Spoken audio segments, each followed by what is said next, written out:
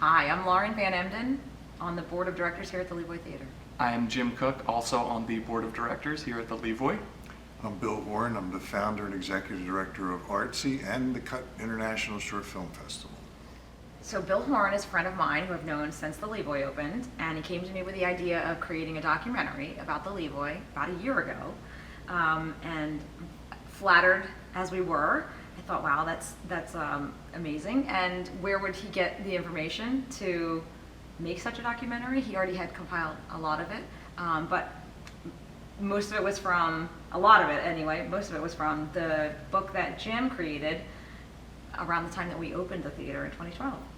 Yes, the book was sort of a combination of a history and a play that we had written and performed here for the opening night of the theater. And it detailed our very humble beginnings in January of 1908 when William Summers came here to build the Levoy. And it was a bit smaller back then. And then it grew in size. Warner Brothers owned the space and expanded it. And it closed in the 1970s, the middle of the 1970s, and then reopened in 2012. They used to have vaudeville acts, they used to have silent films, all kinds of different types of theater of that time period we recreated in the play that I had written.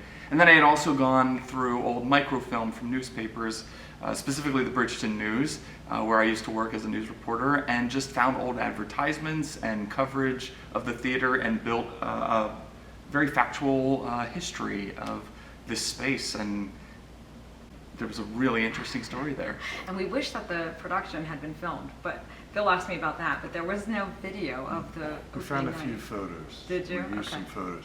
So I saw the book he did probably 5 years ago, and I brought it over. I have a writer I work with, Sterling Brown, who does all our documentaries. And we said this would be a really good documentary. And at the time, we were working on so many other projects, and I wasn't living in Millville at the time either. So I moved back to Millville 3 years ago, and we've done quite a few documentaries on Millville, different things in Millville. We did one Shattered about the Wheaton Glass Factory. We did the Off-Broad Street Players. We did the Art Spirit about Pat Witt. So this just seemed like a logical thing to do. And I didn't realize how good the story was until I saw Jim's book, and I said, oh my God. You know, all I knew was as a kid, I used to come, I grew up in Millville. I came to the Levoy, Simon Sherovitz, watched movies. Didn't know about all the other history that went along with it.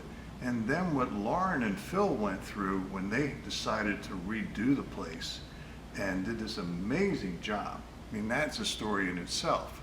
So it makes for a really good documentary, and finding B-roll, finding photos, finding video, finding all the things that tell the story, that's a real challenge. But we were lucky that we found enough of that stuff. We were lucky that we had really good people to interview, and we're very proud of the documentary.